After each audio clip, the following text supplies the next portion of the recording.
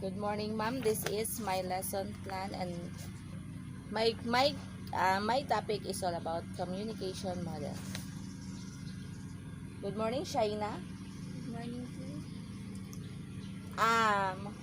Do you remember what is our lesson yesterday? Yes. So, what is our previous lesson? Our previous lesson is all about communication. And what have you learned about it? Communication is all about communicating. Very good. Then, do you understand it? Yes. Okay, very good. Then, let's proceed to our lesson for today, which is the communication model. Um, what is your idea about communication model? Communication model is all about the process. It's all about the process. Okay, so communication models, it is used to explain the human communication. Then these are the different types of communication. The Aristotle model of communication, the Berlus model of communication, the Shannon and Weaver model of communication, the Scrums model of communication, and the Helical model of communication. These are the 5 various types of communication. So I will present a video. Then you only have to watch it. Is Teacher Neff, and welcome to my class. This is oral communication in context. One of the most essential learning competencies that the Department of Education required for this course is to explain the nature and the process of communication. And that's what we are going to do for today's lesson. Okay, before we start, I would like to ask you a question. Can you imagine life without communication? Can you live for a day without texting, chatting, or sending messages to your friends, loved ones, and parents? I don't think so. It is no doubt that communication plays a vital role in human life.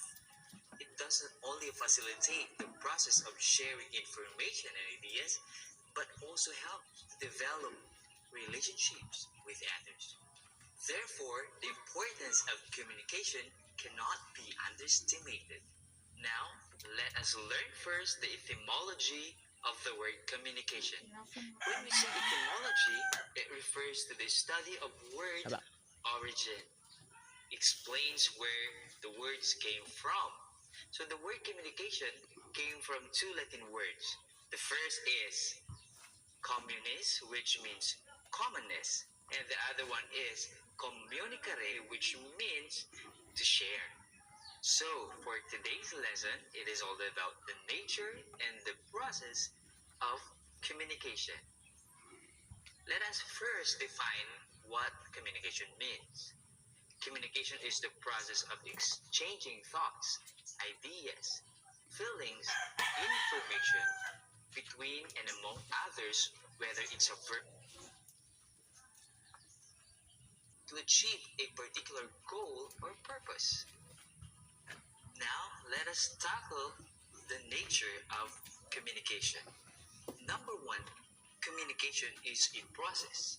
When we say process, it is cyclical. It is like a cycle. It begins from one step to another. Second one, communication occurs between 2 or more people. The third one, communication could be expressed whether it's verbal, non-verbal, or both verbal and non-verbal at the same time. So, in order for us to understand more, here are the elements of communication. We have the speaker, we have the message, the encoding, the channel, decoding, receiver, feedback, last one is the barrier. These elements will explain to us its mechanics and process. This time, let me explain to you the process of communication. Do you know that the process of communication takes place or begins with the speaker? The speaker is also known. Then, later I will give you an activity. Okay?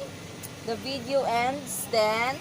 Today, I will give you a scramble words, then you have to arrange it. This is the various types of communication. Arrange it, and I will give you only 5 minutes to arrange it. Then go!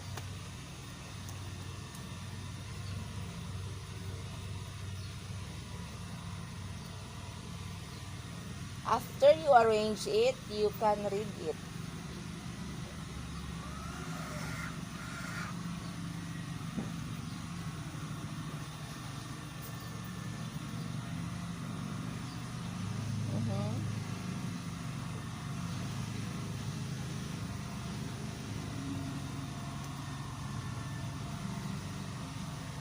What is number 1?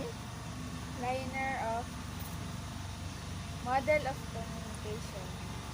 That is not a liner. Linear model of communication.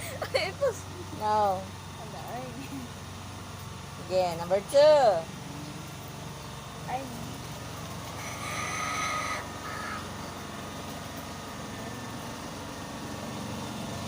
Okay. Can you make it faster?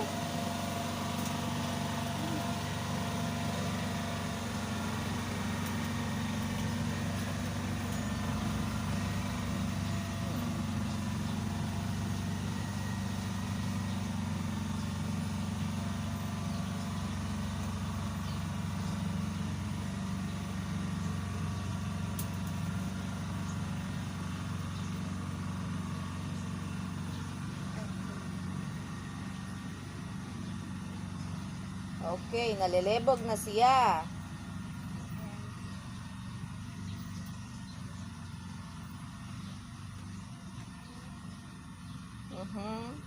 sakto ma'am.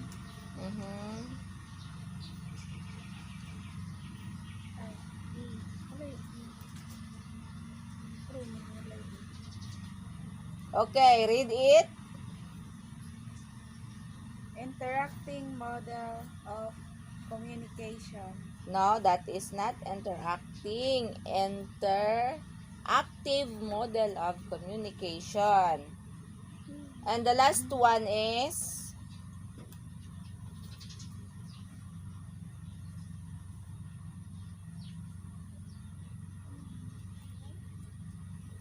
okay, your 5 minutes done. Wala nimo na ano tanan, ha? And the last one is the transactional model of communication. That are the other parts of or other types of models of communication. Then models these are the discussion of that types of communication. Shannon and Weaver model was designed to mirror the functioning of radio and telephone technology.